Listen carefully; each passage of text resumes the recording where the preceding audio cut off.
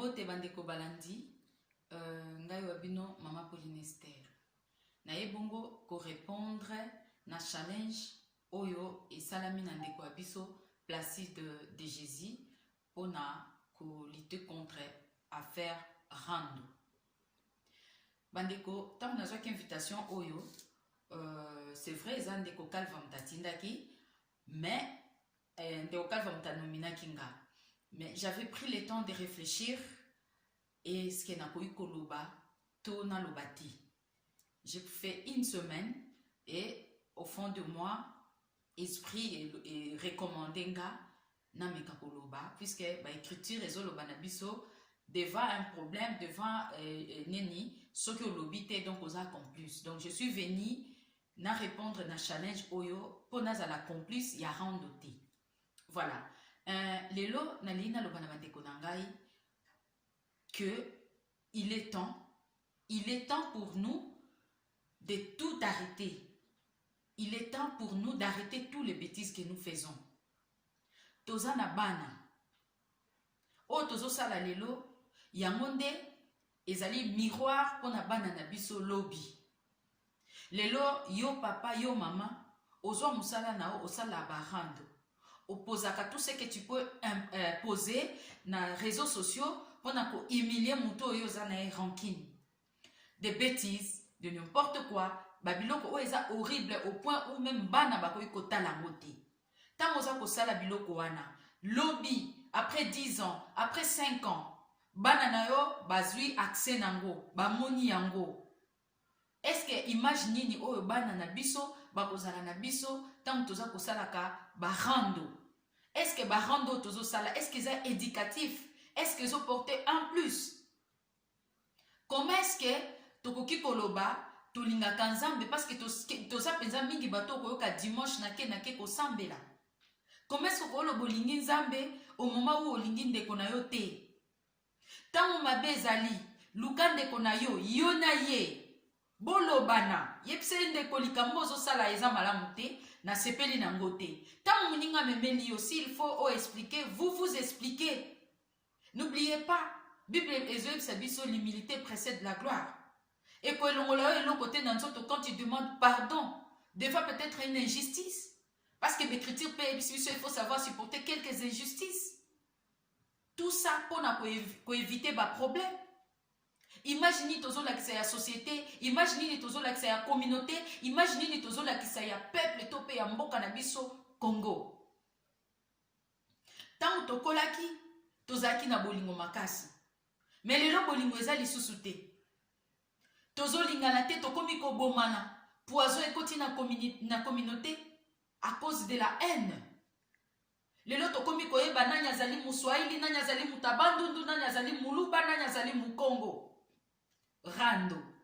Ta biloko rando memeli biso. Ndeko na lina tu na obando banda rando. Elo ninyo yozwa na rando yo sala.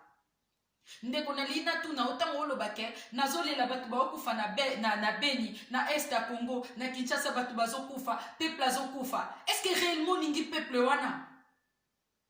Comment tu peux avoir le courage de dire que j'aime bien mon peuple et que nazole la pona batu bazokufa na Beni au moment où moninga oza na epemeni peut-être à quelques mboka moko, peut-être ville moko, peut-être pays moko, olingi ete ozo sala na rando? Est-ce que réellement lingi bato ba okufa na Beni? Est-ce que réellement tu aimes le Congo? Eza soni bandeko. Il est temps d'arrêter cette affaire rando. Eza bénéfique te. Ezo longola biso valeur. Monde entier ezo kotala chaque fois réseaux sociaux mundele asali yango pour la communication. Eza moyen ya retrouvailles. Ce n'est pas un lien et c'est pas un chat de rando. Ezali aba koswa na te, s'il vous plaît bandeko nangai, tout meka kotika o tozo sala bongo lokola rando. Ezo kisabiso soni. Mitala, est-ce que après avoir fait les rando, est-ce que vous avez le courage de regarder le miroir? Au mitala. Prenez le temps. Zoa ba vidéo, zoa ba image, ce que tu postes, o yotaka pona ba rando wana. Regarde tous les insultes que tu fais. Tala ba commentaire, mitala yomoko. Téléma devant miroir nayo. Mitala. Est-ce que ça te correspond? Est-ce Est-ce que demain tu peux te dire que je suis un enfant de Dieu? Après avoir déshabillé sur le plat, insulte ton prochain. Après avoir détruire moral et baninga mususu. Attention avec les rapporteurs, des ragots. Et ça na mutu mususu azawana diable à côté à travers ye ayaka kopesa yo ba rapport ayaka kolobela yo pour que toi tu fais le rando avec ton prochain. Peut-être c'est là quelque chose de simple que vous pouvez juste vous expliquer. Pourquoi pas vous expliquer entre vous en inbox? Bosolo la ni boloba ni ndeko likambolobi eza malamu te. Et yo pe na part na yo zongi olobi te mama Pauline limbisa to te andeko na ngai limbisa ngai. Et bosilisi yango à l'amiable. Est-ce que nous pouvons apprendre à traiter nos conflits personnels à l'amiable? Toza na moment ya combat. Notre pays est par terre. Notre peuple est meurtrier.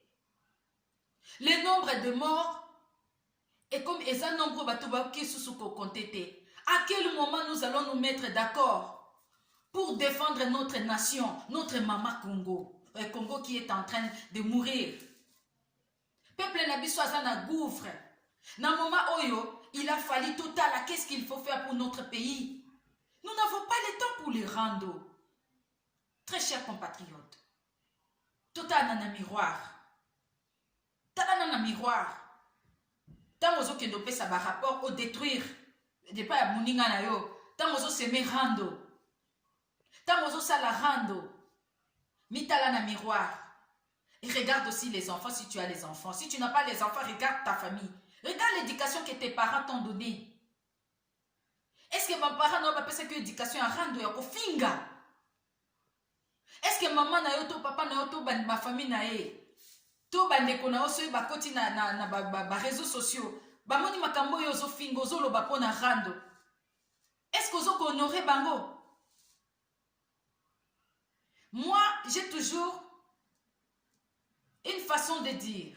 Nalobaka, okoki pa kofunga munoko lobate, mais juste ta personne. Ce mutatali yango, et ezobimisa ce que tu es. Tant quand tu ouvres la bouche, ça montre ce que tu es, ce que tu as reçu de tes parents. Qu'est-ce que tu as reçu de tes parents? Peut-être pauvres parents se donnent à fond pour qu'ils aillent bien. Mais ce que tu dégages, ça ne les honore pas. Je dis non à l'esprit des rando. Je dis non. Il y a na kotia ba insulte na réseaux sociaux. Je dis non et stop na rando. Et moi, je nomine et je laisse occasion à toute personne qui veut s'exprimer, que peut-être je n'ai pas eu le nom de le dire en instant. Donc, Bandeko, totele me la rando. Je vous dis un grand merci.